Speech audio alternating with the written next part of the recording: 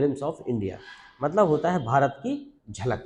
यह लेसन हमारी 10th first flight book से लिया गया है। ग्लिम्स ऑफ इंडिया, भारत की झलक, भारत में क्या क्या है, भारत में कैसा कैसा है, इस लेसन में आपको जानने मिलेगा। हालांकि पूरा भारत जानने इस लेसन में नहीं मिलेगा, भारत तो बहुत विशाल, बहुत विराट और बहुत कुछ है यहाँ बताने और देखने के लिए, परंतु यहाँ संभव नहीं है।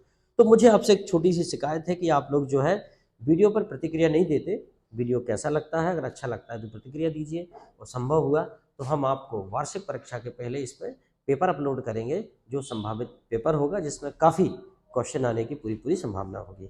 ठीक है, तो चलो हम देर ना करते हुए इस लेसन को भी कंप्लीट करते हैं। Glimpse of India, glimpse of India में इसमें दो कविताएं हैं, सॉरी दो लेसन है इसमें। लेसन 1 है ए baker from Goa. A baker from Goa इसका मतलब है वाट, हाँ तो यहाँ से पढ़ते हैं बेकर फ्रॉम गोवा। बेकर मतलब जो बनाने वाला, जो बेकरी आइटम बनाते हैं उसकी बात हो रही है, बेकर फ्रॉम गोवा। तो इसके क्वेश्चन करते हैं, what are the elders in Goa nostalgic about. Nostalgic about मतलब जो गोवा के जो एल्डर हैं, मतलब जो बुजुर्ग हैं, ठीक है, वो किस बात को लेके, किस बात को याद करते हैं। नॉस्टैल्जिक मतलब किस बात की सोच में उलझे रहते हैं। नॉस्टैल्जिक मतलब सोचते हैं, सोच कर दुखी होना, मिस करना, कौन सी बात को मिस करते हैं, मतलब कोई पुरानी बात को मिस करना, जो चीज़ पहले थी लेकिन अब नहीं है उस बात को मिस करना, उसके बारे में सोचना, चिंता करना, उसको नॉस्टैल्जिक बोलते हैं। उदाहरण के तौर पे जैसे मान लीजिए कोई ऐसा व्यक्ति था पास्ट में जो आपको पसंद था, परंतु अब वो नहीं है, ठीक है, तो आप उसकी मेमोरी को अपने दिमाग में घुमाते रहते हैं, तो that is the situation is called the nostalgic. ठीक है, the elders in Goa are nostalgic about the good old Portuguese days and their love loaf of bread and loaves.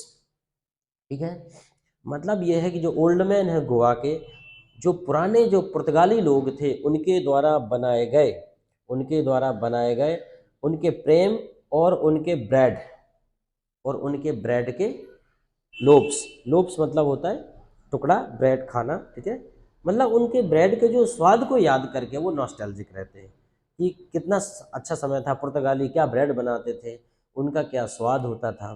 ठीक है, तो उसकी बात हो रही है यहाँ पे कि जो पुर्तगाली लोगों के द्वारा बना, उनके पुर्तगाली लोगों का स्नेह और उनके द्वारा बनाए गए ब्रेड्स को वो याद करते हैं। Is bread making still popular in Goa, how do you know. क्या ब्रेड बनाना गोवा में अभी भी पॉपुलर है, तुम कैसे जानते हो, क्या तुम जानते हो। Bread making is still popular in Goa because the age old furnaces are still used there.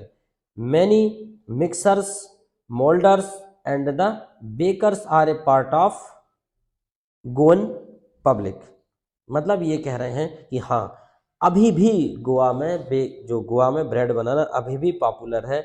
Old furnace जो पुरानी भट्टियाँ हैं, स्टिल यूज्ड, वहाँ पे पुरानी भट्टियों का अभी भी यूज़ हो रहा है। मैनी मिक्सर्स, कई मिक्सर्स हैं वहाँ पे मिलाने वाले। मोल्डर्स मतलब गूँथने वाली, moulders and the bakers are a part of Goan public, और वो वहाँ के जो पब्लिक है उसी का हिस्सा है, बनाने वाले वहाँ जो रहते हैं अभी भी लोग उसका हिस्सा है। ठीक है, question number 3, what is the baker called in Goa. Goa में बेकर को क्या कहा जाता है। The baker is called pader in Goa. Baker को गोवा में पैडर कहा जाता है। When would the baker come every day, what did the children run to meet him. Why है, why did the children run to meet him.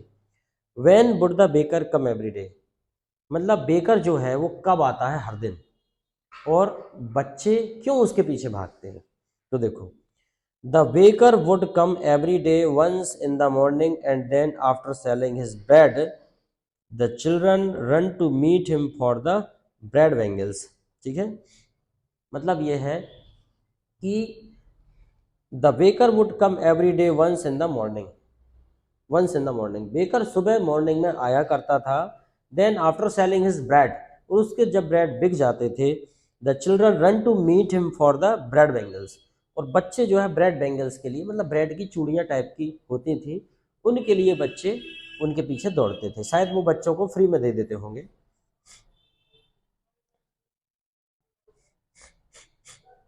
Question 5 है, where were the monthly accounts of the bakers recorded, where were the monthly accounts of the baker recorded, मतलब जो baker जो बेचते थे उनका monthly record कहाँ होता था।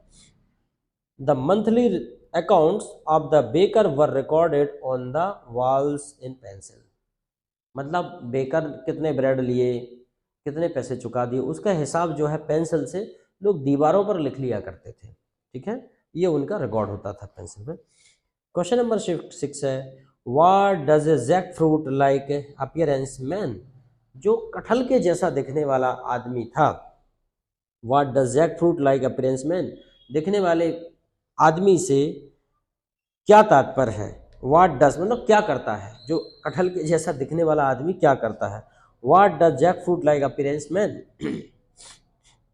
अ jackfruit like appearance man a plump physique, what does mean.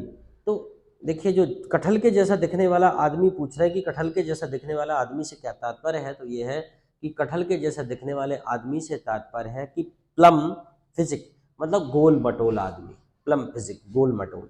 अपन भी कई नाम रख देते हैं, जैसे कोई ज़्यादा मोटा होता है तो मोटा भी होता है, छोटा भी होता है, तो हम बोल देते हैं मोटा, छोटा हाथी बोल देते हैं उसको। कई बार कुछ बहुत लंबा होता है तो उसको हम बोल देते हैं एफिल टावर या बुर्ज खलीफा, ऐसे नाम रख देते हैं।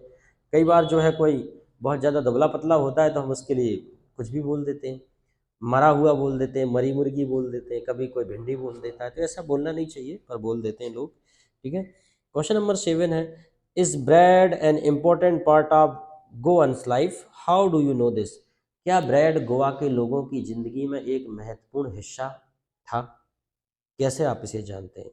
यस, यहाँ से देखते हैं, yes is yes, bread is an important part of Goan's life. Marriage gift are meaningless without the sweet bread, मतलब स्वीट ब्रेड के बिना मैरिज पार्टी मीनिंगलेस है, उसका कोई अर्थ नहीं है। मतलब ब्रेड पार्टी जो है, ब्रेड जो है वो मैरिज पार्टी में भी मिलते हैं। ए पार्टी और फीस्ट, पार्टी हो या फीस्ट हो, दावत हो, इज़ इनकम्प्लीट विदाउट ब्रेड, ठीक है। तो 2-3 बातें याद रखो कि मैरिज में, marriage parties without meaningless without sweet bread, sweet bread के बिना मैरिज पार्टी मीनिंगलेस है। उसके बाद ए पार्टी और फीस्ट, पार्टी हो या कोई दावत हो, is incomplete without bread, without bread के इनकम्प्लीट है। चलो थोड़े से क्वेश्चन और बचे, एक ही क्वेश्चन बचा, फिर उसके बाद पूर्व करेंगे। गिव ए पेन पोर्ट्रेट और sketch of Goa village bakers, give a pen portrait और sketch of a Goa village baker, the baker of those days use to wear the, हाँ ये कह रहे हैं गिव ए पेन पोर्ट्रेट, मतलब एक प्रकार का उनका पोर्ट्रेट बताइए, उनकी छवि बताइए, चित्र बताइए कि कैसे वो दिखते थे। पेन पोर्ट्रेट मतलब पेन से बनाया हुआ चित्र, और जो है गोवन विलेज बेकर्स, जो विलेज में जो बेकर्स आते थे उनके बारे में पूछ रहे हैं, उनकी चित्र, पोर्ट्रेट मतलब होता है छवि, उनका चित्र कैसा था।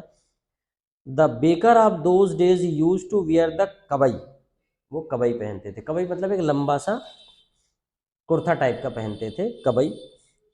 विच was a single piece long frock, जो कि सिंगल पीस लॉन्ग फ्रॉक हुआ करता था, ठीक है, रीचिंग डाउन टू द नीस, जो कि घुटनों तक पहुंचता था। They also bore A shirt and trouser, और वो शर्ट भी पहनते थे और ट्राउज़र भी पहनते थे, पर ज़्यादातर वो कबई पहनते थे, जैसा कि जादूगर टाइप पहनता है ना, ऐसा कपड़ा पहन लेता है और नीचे तक रहता है घुटनों तक, तो वैसा जनरली जो बेकार है वो कबई पहनते थे, ठीक है। चलो तो कैसा लगा जरूर